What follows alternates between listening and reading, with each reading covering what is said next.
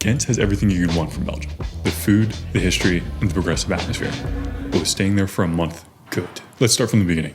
Getting to Ghent from Rotterdam costs $13. Getting from Ghent to Paris costs $26. Now, when you're in Belgium, it's cheaper to use the local railroads. But when it comes to quality, Flixbus has them beat.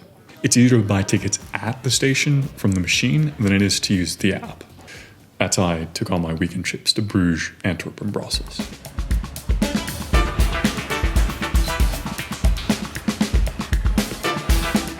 I made the mistake of buying a one-way ticket, thinking that I could snag the weekend price when I came back.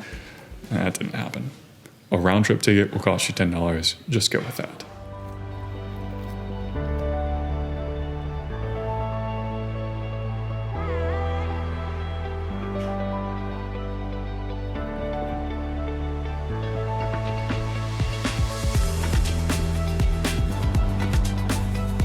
During those weekend trips, I felt that Bruges vibed with me the best. Granted, it's more expensive and has less quirks than Ghent. The pictures you see online do the town justice. It's small, charming, and feels like you walked back in time.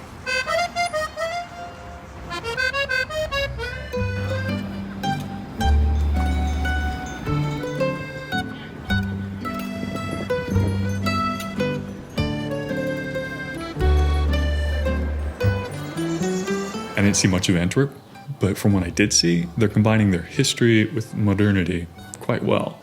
For example, their central rail station is the most beautiful you will ever see. And then as you step outside, there's a nice little square and everything gets right back to being busy.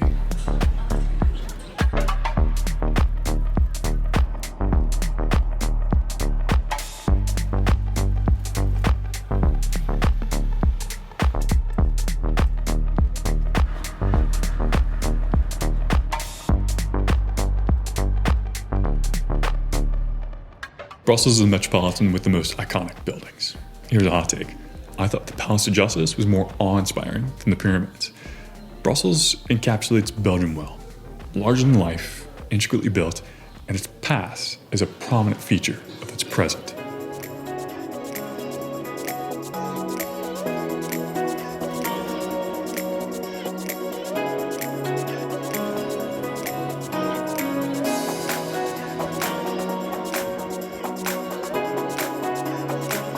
That was especially true of Ghent. Its cathedrals are stacked one after the other and are the focal point. And then the rest of the city cascades into modernity as you get farther out. For tourists, it's excellent. For a nomad, it's a cool part of town you can check out every now and then. Ghent is large enough you're going to need a bike. Thankfully, they're popular and the infrastructure is being built for more. The most popular app is Donkey Republic. For 1 month, I spent $15 for unlimited rides.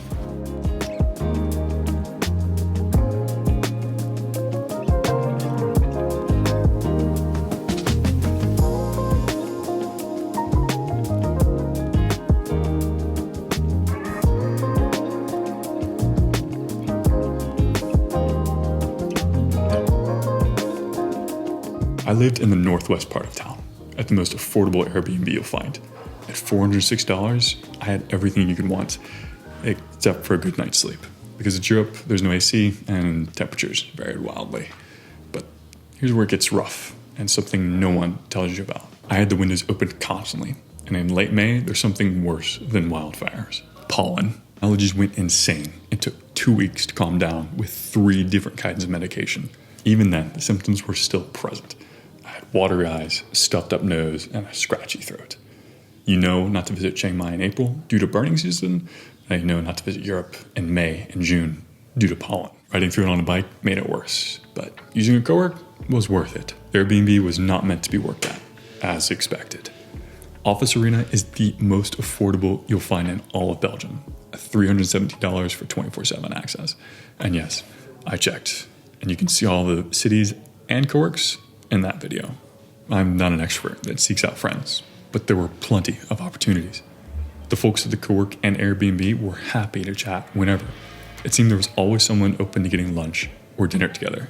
Then the day-to-day folks were happy to speak English and were always kind. I hear that might be different with restaurant staff, but I don't eat out, so never had the experience.